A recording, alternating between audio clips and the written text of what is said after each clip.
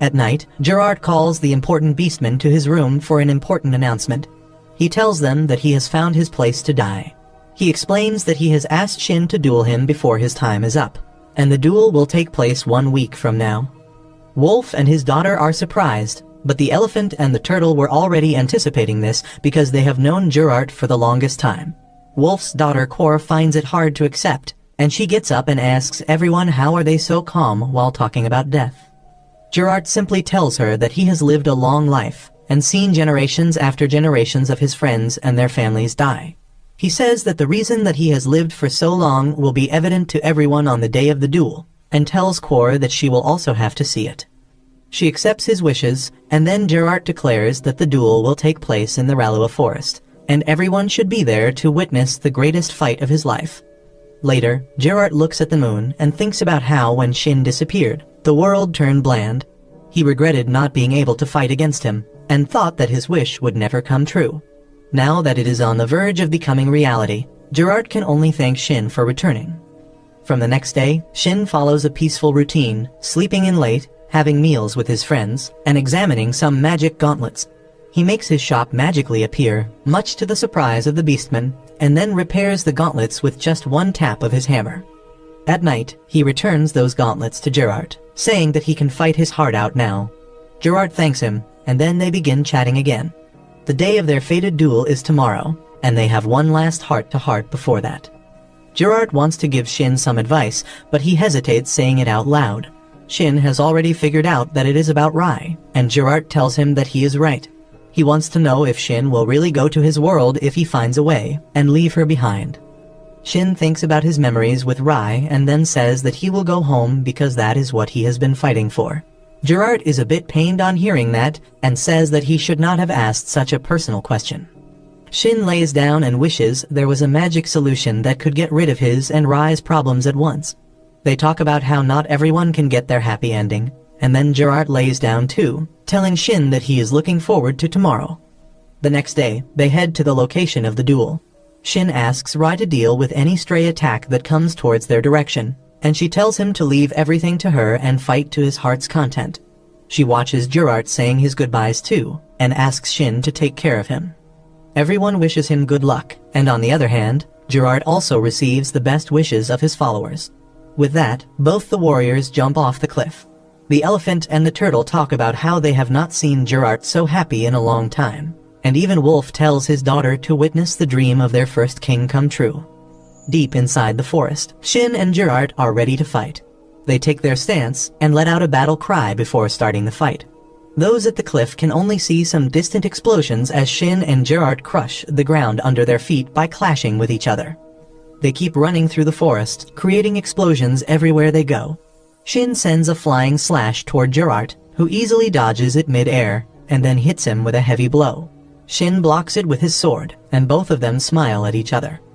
The spectators are in awe at this, and Wolf says that he never knew that Gerard was so powerful.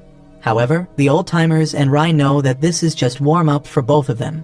Tiara is surprised to learn that this is not their real strength, and asks Rai if she is also as strong as them. She replies that even she would struggle against Gerard. Back in the forest, Gerard tells Shin that the techniques that he developed specially to fight him are proving useless now. Shin tells him to stop holding back and show his true power, and Gerard obliges. He unleashes his full power and transforms into a big white wolf. Gerard recalls that yesternight, Shin told him that he fight with all his power, but he will not use the titles he got from defeating the last boss of the game, as that would be unfair. Gerard thinks that if he was in Shin's place, he would have done the same too, but still, he wants to fight him when he is at full power. He tells Shin to be ready to face him, and he replies by sending a red thunderbolt in his direction.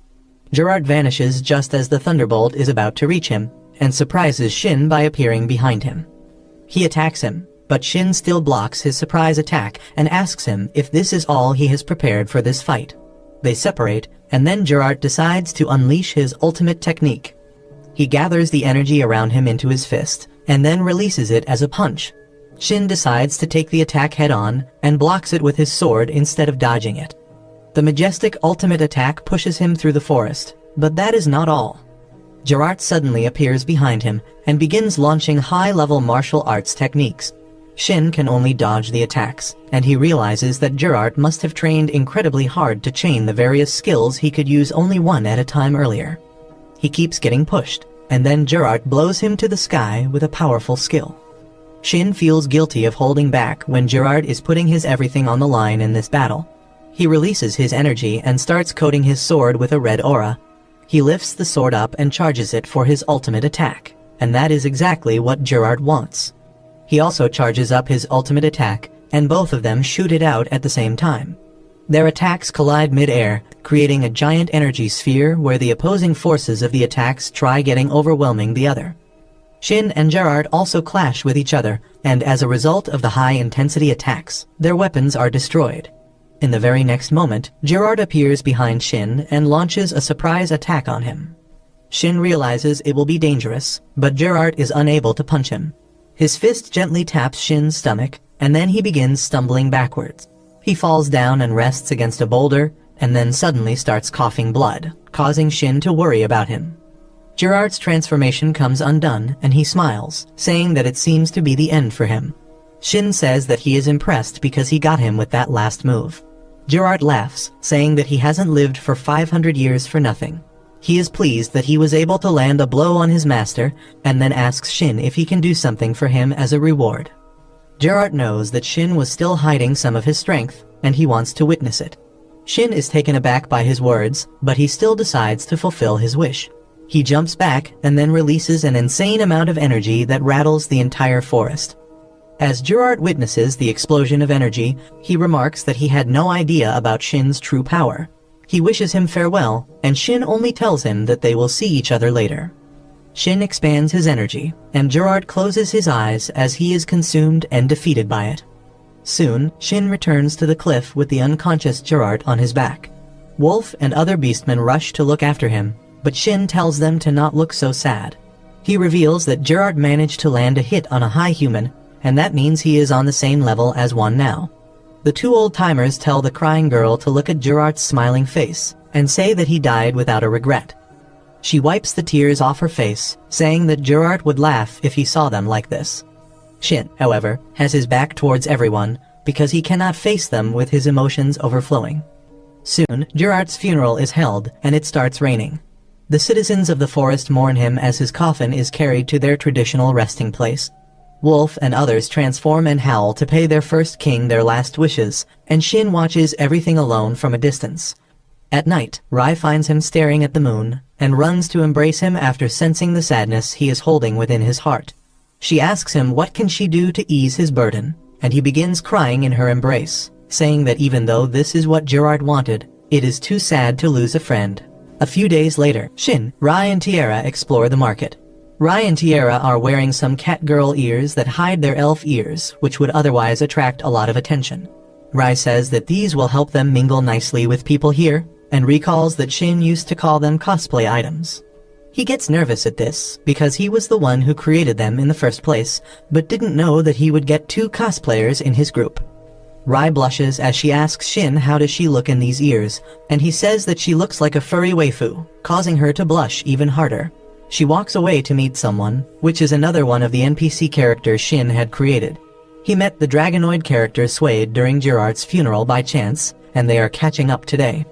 They enter a prestigious hotel where the dignitaries from various nations who came to Gerard's funeral are staying.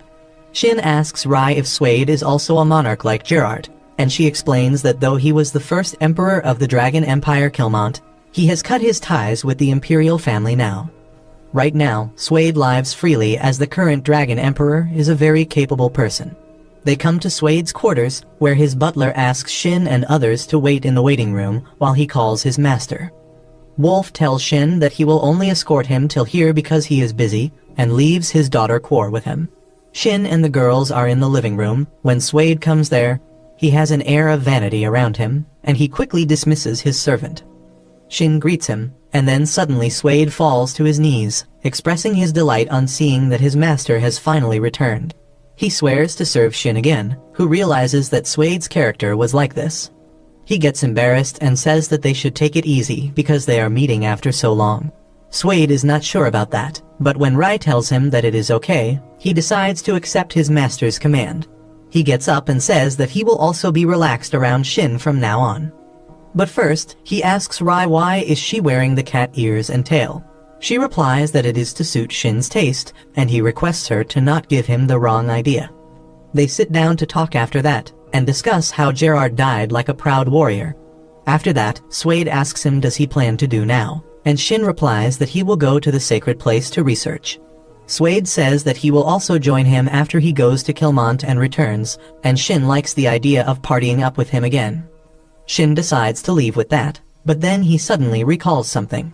He summons a halberd that is Swade's personal weapon and returns it to him. The dragon is delighted to receive his weapon after all this time, and Shin tells him that he even took care of the maintenance. Swade notices that the halberd looks even more powerful now, and Shin explains that his mana control has improved lately, so he improved the halberd's power by 5 times. Swade is impressed by his master's growth, and everyone else is shocked. Later, Shin and the girls go to the Adventurers Guild. He plans to increase his rank to C, so he picks up a job to slay goblins. Kor is curious to see him in action, so she requests to tag along with him. She says that she has more work in the forest and Shin is curious about it. Kor tells him that she is going to investigate the forest in which he fought with Gerard to see if it is growing properly. Shin requests to let him join her on the investigation too, because he also wants to see it. After that, they go goblin hunting, and each one of them defeats 1 goblin each. Next, they check up the condition of the forest that has almost completely recovered from the damage it faced during Shin and Gerard's fight.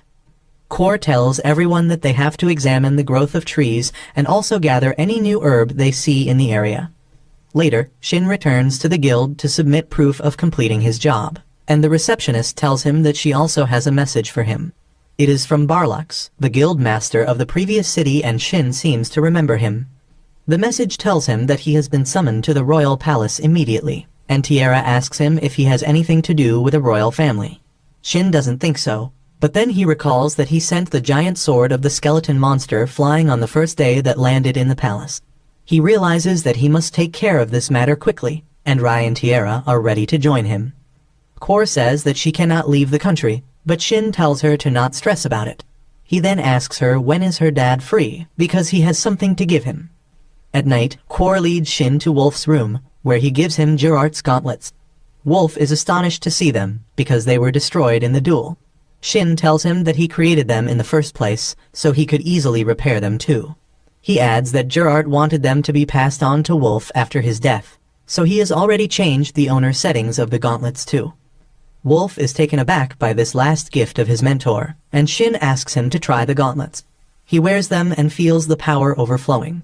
Shin then tells him that it is up to him to choose the heir to his gauntlets, and he agrees to this responsibility and fist bumps him. The next day, Shin and his gang leave the Beast Country. Once they reach the forest, Shin uses a crystal to teleport themselves back to the place where their shop was situated at first. Once they arrive at their destination, his minimap shows him that there are 3 hostile figures nearby watching him. Thankfully, he was using a stealth skill and the spies were not able to spot them. Rai says that they might just be concerned about the shop vanishing because they must have forgotten that it can move around. She suddenly gets sad as she asks Shin if he is also going to vanish someday again. She begins blushing after blurting that out, and starts walking towards the city, leaving Shin behind. He is left speechless at that, and Tiara asks what is bothering him. He replies that he is not sure what it is like to wait for someone who may never return, and wonders if he can do that. Tiara simply says that he cannot do it, because he is a human and their sense of time is much different than elves. She explains that for long-living races like them, losing their reason to live can turn their life into hell, and that is why they don't think too much about it and just do what they are supposed to do. She also tells Shin to stop getting serious at odd times, and he is flustered at her remark, but Rai agrees with Tiara, causing him to be even more embarrassed. After that, they reach the Adventurers Guild, where the receptionist's sister goes to fetch the guild master. Shin asks the receptionist why was he summoned, but she doesn't know anything about it. But she claims that Shin is not an ordinary adventurer. It was obvious that he would be summoned soon. The receptionist taunts him, saying that he always travels with beautiful women, and he nervously tries to tell her that he has some male friends too like Will, and they have even worked together in the past. That shocks everyone in the guild, and they become suspicious and wary of Shin. The receptionist asks him to confirm it once again, because Will is not the type of person to form parties, and there are many rumors about him because of his nature. Shin says that Will is easy to be misunderstood, and just then receptionist number 2 comes there to invite him to the guild master's office. The guild master greets Shin and then introduces him to the old magician named Arad, who appraises gems for the guild. He also examined the gem of the skeleton monster that Shin defeated. Shin then asks the guild master why did the palace summon him, but Arad has a question for him before that. He asks Shin if he knew that a huge white sword flew into the palace, more precisely into the bedroom of the second princess. The old magician says that it caused quite a stir, and now Shin is afraid because he didn't think that his mistake had such serious consequences. However, Arad tells him that no one was hurt in the incident. The problem is that the sword is made from really great materials, and it is easily as powerful as the kingdom's royal sword. Also, the skeleton warrior that Shin was quite powerful and high level, which was easy to tell from his gem. Shin can only nervously smile at this because he knows that he has been found out now. He asks the two men how did they conclude that it was him who was responsible for all this. Arad says that since the time of hunting the skeleton monster and the sword crashing into the palace was the same, he was called to appraise the sword too. He could find traces of magic on the sword that matched the gem of the defeated skeleton monster, and that linked the case to Shin. After that, the palace summoned him, and the guild couldn't refuse because the matter was quite high profile. The guild master then reveals that the second Princess Ryoni is the one who personally summoned Shin, because this incident piqued her interest in him. He is dumbfounded and thinks that the princess wants to punish him for his crimes, but the guild master says that the princess is a great warrior who has defeated skeleton monsters before, and she must just be curious about Shin's strength. However, neither the guild master nor Arad know her exact motives. Later, Shin tells everything to the girls, and Rai believes that the royal family will probably try to pressure him to serve them, or they will try to make him marry some important noble. He is taken aback to hear about marriage, but Rai calmly explains that royal families aggressively try to recruit strong people called the Chosen Ones. Shin doesn't want to go to the palace now, but Rai tells him that he can simply refuse to serve them by saying that he is already a member of an adventuring party. He agrees but thinks that refusing the offer to marry someone without a justifiable reason could lead to trouble. Rai blushes as she tells him that he can just say that he is engaged to her, and he likes the idea. The next day, Shin visits the royal palace, and the guard leaves to fetch his superior to escort him inside. Soon, an elite knight named Gadras comes to escort Shin to Princess Ryoni.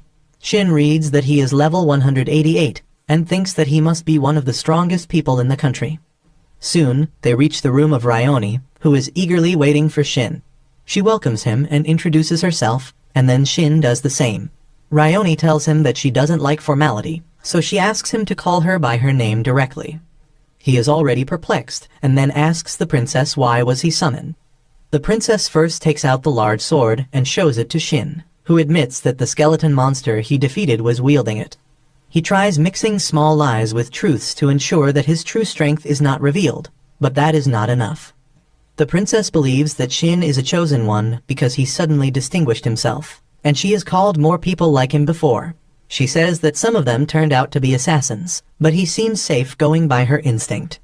Shin is stupefied by how easygoing the princess is, but she tells him that she has the skill intuition and her hunches have never been wrong.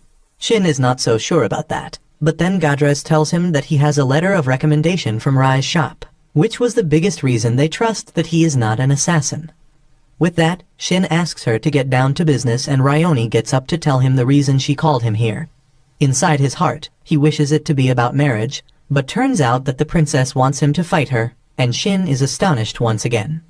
Little do they know that while they are peacefully chatting, a dark and mysterious entity is roaming free in the palace, attacking unsuspecting servants. Gadras facepalms as he hears the princess challenging Shin to spar with her, and asks her to at least tell him to enter their service first. Ryoni tells him that it is important to judge his abilities before that. Gadras complains that this is not the ladylike way to do things, and Ryoni tells him that if he wants to serve a princess who acts like a girl, he should serve her sister instead. She then picks up the heavy suitcase and tells Shin that they should get going. First, Ryoni leads Shin to the teleportation room, so that they can go somewhere they don't have to hold back while fighting, and he can only nervously oblige. They teleport to some sort of coliseum, and Ryoni says that it was said to be built as a sparring ground for the chosen ones. No one knows what other purpose this place could serve. However, since this place was registered in the teleportation device, it must mean that this place was significantly important in the past. This forces Shin to think about how teleportation magic is considered lost in this world, but they still have the teleportation devices that lead them to fixed destinations. Ryoni says that they should start the duel now, and asks Shin to pick any weapon he likes. He chooses a normal sword, and she picks up a huge sword and swings it around with ease. The sparring session begins as Gadras gives the signal, and both Shin and Ryoni charge towards each other. Their swords release sparks as they clash, and then Ryoni pulls a surprise move by letting go of her sword and kicking MC. He dodges her kick, and both of them put some distance between them. Ryoni remarks that she was expecting him to be at least a little surprised by her move, and he replies that he was surprised. Next up, Shin adjusts his stats to be comparable to the princess and charges towards her. They clash swords in a contest of strength, but both of them are equally matched right now. They separate again, and Ryoni tells Shin that he doesn't need to hold back, and he can use his skills too. Shin takes up the offer and gets into stance to use the skill Flashing Vigor that enchants his sword and his entire body. To his surprise, Ryoni uses the same skill as well, although with a different stance. They both rush at each other, and Ryoni strikes first. Her attack destroys the ground in its line, but Shin is able to dodge her somehow. He is impressed by the strength and skills of the princess, and she remarks that he is a great fighter too. She believes that they are fighters of similar level and similar fighting styles, and Shin remarks that this will make it pointless for them to duel any longer. He suggests to end the battle now, but Ryoni wants to keep fighting. However, Shin tells her that her sword won't last any longer. She takes one look at her battered sword, and sighs that it couldn't withstand her power. Gadras also steps up, saying that Shin's abilities are on par with the princess, and he has decent reaction time as well. He suggests that this is enough for his assessment, and Ryoni decides to agree with him this time. She declares that the duel is concluded now, and both Shin and Gadras are relieved. Meanwhile, a mysterious figure approaches the teleportation room in the palace. The guards warn him that the area is off limits and tell him to back off, but it doesn't seem like he will obey.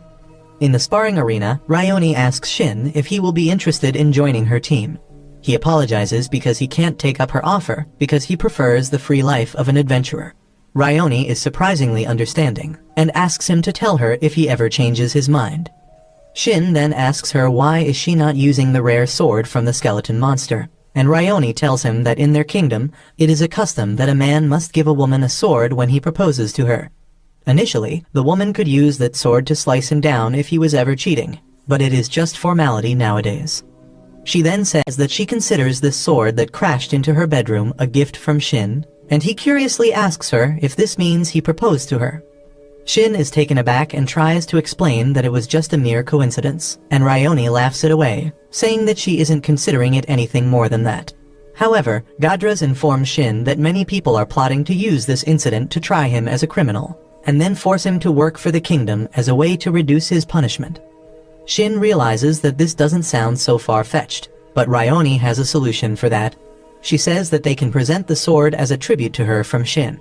This way, it won't be treated as a marriage proposal or a crime, and he will not have to worry about the political pressure that comes with either of these things. She offers to pay him handsomely for the sword and requests him to let her keep her, and Shin readily agrees. He doesn't even need money, and only asks permission to access the restricted zone of the library as his reward. Ryoni is shocked to hear this and insists that the sword is too precious, but Shin assures her that what he needs the most right now is information. The princess gladly accepts his deal, and they teleport back to the palace. There, Shin notices the knocked-out guards outside, and then finds a priest in the corner of the room. Ryoni recognizes the priest and asks what is he doing here, but the priest keeps staring silently at her. Shin, however, can read his status and finds that he has been charmed by dark magic. As soon as Gadras learns about this, he tries to subdue the priest, but just then, the teleportation crystal activates by itself. Shin feels strangely nauseous as the crystal suddenly teleports them away, and he soon finds himself in some ruins. After taking some time to control the nausea, he goes to check up on Ryoni, who asks him what the hell just happened. Shin tells her that they seem to be teleported somewhere, and seeing the ruins around her, Ryoni recognizes the place as the Holy Land, Kalkia. There seems to be no one nearby, and Shin decides to get out of this place as fast as possible. He asks Ryoni if she can tell him about any nearby cities or towns so that he can ask his friends to meet them there, and she tells him that the city of Walmer is near. Before Shin can do anything, he is contacted by Rai, who felt him teleporting away, so she has been panicking all this time. He assures her that he is fine, and she tells him that he disappeared so fast that she thought he had vanished once again. After that, Shin tells her about the entire situation, and how a high-level priest was affected by the spells Charm and Confusion. Rai tells him that mind control spells are considered the ultimate taboo, and anyone found using them is executed without exemption. Shin believes that there is some mastermind hiding in the shadows. He can't use teleportation magic in front of the princess, so he asks Rai to handle things in the capital and meet up with him after that. With that, he ends the call and Rai finds Tiara waiting for some news. She is relieved when she hears that Shin is fine, but then Rai says that she has some urgent business and she needs her to come along. They head to the palace, where Rai tells Tiara that Shin has gotten in trouble and the cause behind it seems to be a demon. Both Tiara and Yusu freak out on hearing this. Rai explains that demons are born from the dark energy, and they are quite different from the regular monsters who are corrupted by that dark energy. The demons can disguise themselves as any monster, and they are also quite intelligent depending on how powerful they are. Rai believes that to use mind control magic, the demon must be at the rank of a count, and his level should be between 300 to 400. Tiara is nervous because she can't face such a strong enemy, but Rai assures her that this time they are only going to observe. Once they reach outside the palace, Rai uses a hiding magic on Tiara and herself. They turn invisible, and then Rai lifts Tiara and jumps over the palace wall. With that, she prepares to sneak inside the palace, but Tiara is already mentally exhausted. They walk in front of the guards who can neither hear nor see them, and reach the dungeons, where the demon has already been captured. Rai puts the guards there to sleep, and then uses the key to open the prison door. Inside the prison, the priest Grail is sitting silently. Rai greets him as she removes her hiding spell, and the priest is shocked to see her here. Rai says that she heard that the spells Charm and Confusion were cast on him, and the old priest rants about how he had no idea about that. He seems to be ridden with guilt about what he did while under the influence of the spells, but Rai assures him that the two people who were teleported away are safe, and they will return soon too. Grail is relieved to hear that, and Rai decides to lift the two mind control spells cast on him. Just then, some thorny tentacles come towards her. Rai quickly summons her sword and slashes them as the creepy demon with a dozen eyes on its face makes its appearance. She notices that the level 423 demon is a count-ranked named demon, which makes him quite powerful and intelligent. The demon also seems to know about Rai, who used to be a huge enemy of the demons 500 years ago. He shoots some thorns at her, and she easily deflects all of them. The demon then attacks her with his heavy claws, and Rai blocks them, giving the demon an opening to attack her with his vines. However, Rai summons a second sword to chop off the vines, making the demon scream in pain. He asks her why is she defending the human, and Rai replies that it would be a shame to let him die for someone else's crime. Also, letting a demon live would be a disgrace for their shop, the Moon Sanctum. The demon knows that name and about the high human who owned it and defeated countless demons in the past. However, he claims that it is all in the past now. He regenerates his wines, saying that all the heroes have left this world, and gradually, the age of humans is ending as corruption spreads everywhere. The demon tells Rai to join them because she was abandoned by her master, and those words rub her the wrong way. She dares the demon to repeat what he just said, and he does just that. He tells her that the high human she served won't ever return, and she should hate him because he abandoned her. Rai just sighs in front of his sheer ignorance, and tells him that he just said something he should not have. She makes her two swords vanish, and summons a third one. The demon recognizes it as the legendary weapon she used to wield in the past, and Rai slashes his head off clean before he can realize that the high human has returned. With that, Rai leads Tiara and Grail outside the prison, and all the guards on the way can only stare at her. Meanwhile, the king, his other daughter and Gadras are tense in the meeting room when Rai suddenly enters. The king is surprised to see her here, and she tells him that she has something important to tell him. She first tells them about the involvement of demons in the recent incident, sending everyone into worry. However, she quickly follows with good news about Shin and Ryoni being safe, and everyone is relieved. After that, Priest Grail apologizes to the king for everything that happened because of him. And the king says that it was not his fault, and he should continue working as usual. Next, he turns to Rai and asks what she plans to do next, and she replies that she has to go somewhere urgently, before taking her leave. Outside, Tiara asks Rai how they will reach Walmer without their wagon, and she replies that they will simply run all the way. Tiara is confused about that, but within minutes, she finds out what Rai meant. She is running ahead at full speed, while Tiara screams and follows her, riding the giant wolf. If you liked this video, make sure to subscribe.